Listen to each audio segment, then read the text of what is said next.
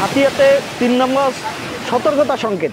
আসলে এটা ৩ নম্বর সতর্কতা সংকেত বলি এখানকার মানুষ মনে করে না, এটা ১০ নম্বর মহাবিপদ সংকেতের মতো পরিস্থিতি হয়েছে। আমি আছি ননছিরা হজলমাঝি গ্রামে। এই গ্রামের প্রায় ২-৩০০ ঘর ৩ থেকে ৪ ফুট পানির নিচে তলিয়ে গেছে। আপনারা দেখতে পাচ্ছেন, আমি একটা ঘরের সামনে দাঁড়িয়ে আছে, ওই ঘরটা ৩ থেকে ৪ ফুট পানির নিচে তলিয়ে গেছেন।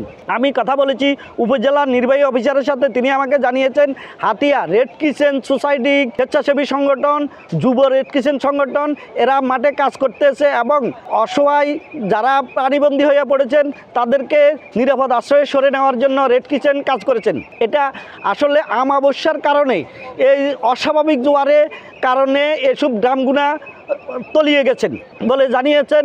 এবং আপনারা দেখতেছেন এখানকার মানুষ আমাকে বলিয়েছে তাদের যে ঘর বাড়ি হইতে সব কিছু যে পরিমাণে ক্ষয়ক্ষতি হয়েছে, যেটা এখন তারা অ্যাকুরেটভাবে বলতেও পারতেছে না। তাদের পুকুরের মাছ, ঘেরের মাছ সব চলে গেছে জোয়ারের পানির সাথেই। আমি কথা বলেছি ননছিরা ইউনিয়ন চেয়ারম্যান শিবলির সাথে, তিনি আমাকে জানিয়েছেন তার এই ৬ নং ওয়ার্ডটা সবচেয়ে বেশি ক্ষয়ক্ষতি হয়েছে বলে তিনি আমাকে জানিয়েছেন। ৩ দিন আমরা কোনো বাথানি রেন্তে মারি না, অনাহারে রয়েছি, কোনো আইটবের ব্যবস্থা নাই, হুইটবের ব্যবস্থা নাই, কোনো মেম্বার চেয়ারম্যানে আঙ্গরও সাইটেও আইয়েন কিছু করার মতনও নাই। আমরা কি করুম, আঙ্গরও কোনো ব্যবস্থা করে দিন। আজ ৩ দিন হয়েছে আমরা হানিতে বাসি অসহায় মানুষ করা যে আমরা বেকুলে কালে থাকি, আঙ্গ কোনো খানা টানা কিছু নেই, কে আঙ্গুলো চাইতেও আসে না। এক গলা হানি ঘরের ভিতরে বাপটা রাঁধতে পারি না, কিছু করতে পারি না, খাবার খাদ্য নাই। চেয়ারম্যান মেম্বার কে আঙ্গুলো চাইতেও আইয়ে না। আমাদের এখানে ৬ ফুট পানির জায়গা এতটুকু বলা ছিল না, এতটুকু পানি হওয়ার আমরা বুঝতে পারি না। এই কারণে আমাদের বেরি চলাই আমাদের ব্যাগ ডুবি গেছে, সব কিছু ঘরে যা জিনিস নষ্ট হয়ে গেছে, সব কিছু বাসি বই চলে গেছে। আমরা অসহায় এখানে রয়ে গেছি, আমরা জায়গা জগি লইতে পারি নাই। আমাদের অত্যর্কের কারণে আমরা খুব বেকায়দে আসছি। আমরা ২০০ পরিবার এখানে বেরি ব্যান চলাই আমরা সব জলে বাসি গেছি। আমরা সব জায়গায় ঘরে ৪-৫ ফুট পানি সব বাসায় নিয়ে গেছে, আমাদের কিছু নাই। আমরা এটা বুঝতে পারি নাই এখানে এতটুকু পানি পাওয়ারও হয়েছে। যেহেতু আমরা ননছিরা ইউনিয়নের সবচেয়ে ক্ষতিগ্রস্ত ২২০ ফ্যামিলি খুব কষ্টতে আছি, এটার কোনো শেষ নেই। থেকে ৪ ফুট পানি উঠে আমার ঘরের সব কিছু মালামাল বাসি চলে গেছে। এখন আমরা সব কিছু হারাইয়া নদীরগুলো বাঁচতেছি। আমাদের বেরির ভিতরে ছিলাম, কিন্তু বেরির ইয়ের কারণে আমাদের সব মালামাল সব বাসি চলে গেছে।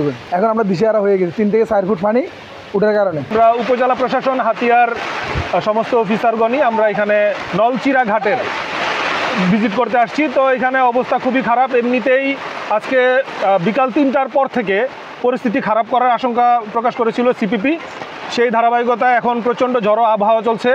চেয়ারম্যান ঘাট থেকে আমাদের নলচিরা ঘাটও চলাচল গতকাল থেকেই বন্ধ আছে এবং বন্ধ থাকবে। আর তাছাড়া আমাদের এখানে যেই 11টি ইউনিয়ন, তার মধ্যে আমাদের 9টি ইউনিয়ন হলো আমাদের এই পারে মূল ভূখণ্ড থেকে, যেগুলো পুরোপুরি বিচ্ছিন্ন।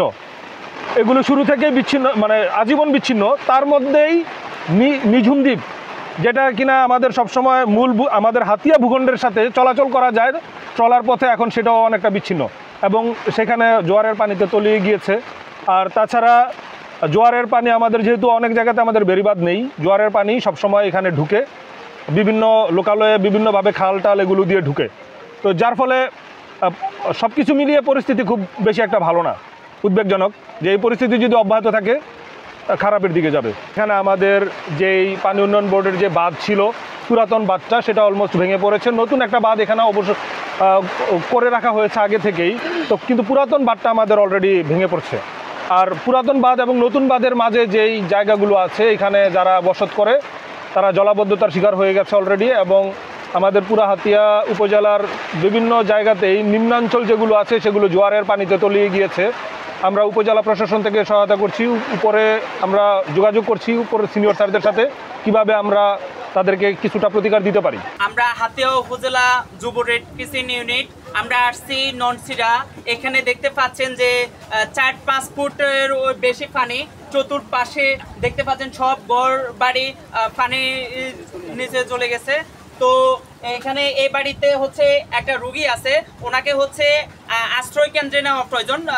উনি খুব অসুস্থ এবং হাঁটাচলা করতে পারে না। তো এইদিকে যে অবস্থা, আমরা মনে করি যে ওনারে অতি দ্রুত আশ্রয় কেন্দ্রে নিতে হবে। তো আমরা আশ্রয় কেন্দ্রে নেওয়ার সেই ব্যবস্থা কিছুক্ষণের মধ্যে করতেছি।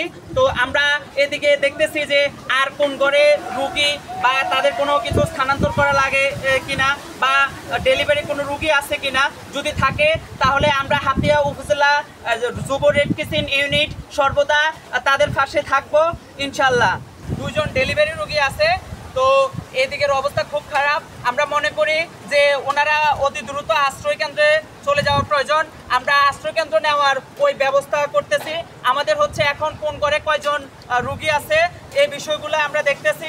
তার আগে আমরা ননছিরা ঘাটে যে দোকানগুলোতে মালামাল ছিল, পানিতে ঢেউ ভেঙে গেছে, ওই মালামালগুলো আমরা নির্দিষ্ট জায়গায় নিয়েছি।